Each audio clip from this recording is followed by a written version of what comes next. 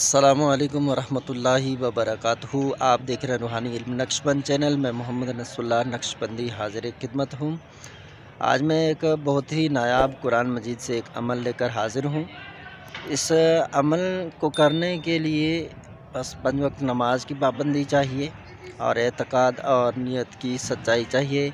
ये अमल है उन हामिला औरतों के लिए जिनके शोहर बेचारे घर वाले परेशान होते हैं, बच्चा उल्टा है, डॉक्टर साहब ने बता दिया बच्चा उल्टा है भाई, माँ के पेट में आपने ऑपरेशन करवाना है। बच्चे के लिए ऑपरेशन ज़रूरी है वरना नुकसानात के खदशात हैं।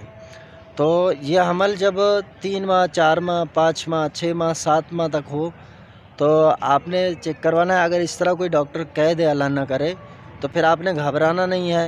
अगर आप नमाज नहीं पढ़ते तो जो नमाज़ पढ़ता है आपके मोहल्ले में इमाम साहब हों या कुरान मजीद पढ़ने वाला हाफिज़ हो, आपके घर में अलगर्ज़ कोई भी कुरान मजीद पढ़ने वाला हो, नमाज़ पढ़ने वाला हो, तो उससे आप सूरह मुल्क आयत नंबर 22 अफ़मन यमशी मुकिब्बन अला वजहिही अहदा अम्मन यमशी सव्विय्यन अला सिरातिम मुस्तक़ीम, ये आयत उनसे लिखवाएं और उस हामिला औरत के गले में डाल दें।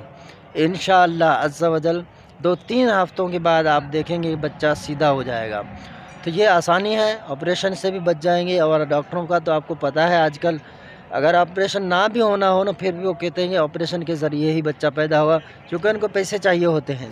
जिस तरह आमिलीन लोगों से पैसे बटोरने के पीछे उनके तरीक़ेकार ईजाद करते हैं, इसी तरह डॉक्टर भी इसी काम में लगे हुए हैं। आप इस अमल को इस्तेमाल करें। आप यकीन जानें, उस्ताद साहब फरमाते हैं कि मेरे पास एक शख्स आया तो मैंने गौर विचार किया, फिर तफसीर पढ़ा रहा था, तफसीर पढ़ाते पढ़ाते फिर जब मैं इस आयत पे पहुंचा तो मेरा दिल मान गया और मैंने यही अमल इख्तियार कर लिया और लिख के उसको दे दिया और उसने जाके अपने हामिला औरत के गले में डाल दिया। तो 2 हफ्तों में उसका बच्चा सीधा हो गया, जो बच्चा उल्टा था। तो ये अल्लाह पाक के कलाम में बरकत है। तो बिला वजह फ़ुज़ूल ख़र्चे वगैरह इससे गरीब बंदा बचने के लिए या नुकसानात से बचने के लिए आपने हर वक्त ऑपरेशन सही नहीं होता, आपने इस आयत को लिखना है। इंशाअल्लाह अज़्ज़ा वजल बच्चा ज़रूर सेहतयाबी से बाहर आएगा।